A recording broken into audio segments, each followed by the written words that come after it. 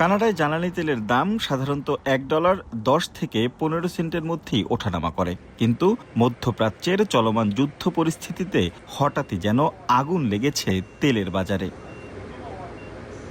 Toronto শহরের gas station ঘুরে দেখা যায় গত 2-4 দিনেই সেই দাম বেড়েছে প্রায় 25 ভাগ। অর্থাৎ স্থানভেদে এখন জ্বালানি তেলের দাম $1.38 থেকে 42 সেন্ট পর্যন্ত।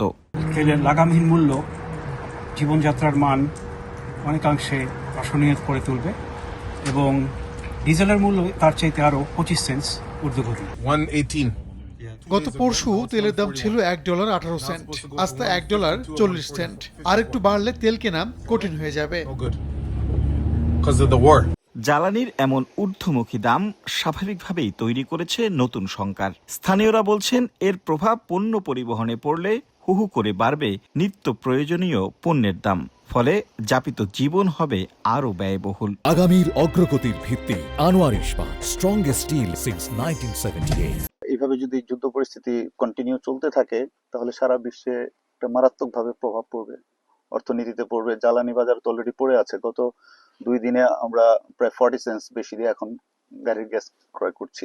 গ্রোসারি আইটেম গুলো অলমোস্ট আগে থেকে একটু প্রাইস একটু বেশি ছিল, ইদানিং যুদ্ধের জন্য প্রাইস আরো আপ হবে।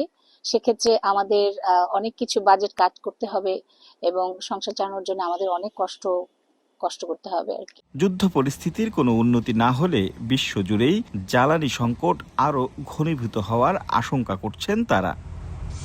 করোনার ধাক্কা সামলা উঠতে না উঠতেই বিশ্ব অর্থনীতিতে বড় ধাক্কা দেয় রাশিয়া ইউক্রেন যুদ্ধ।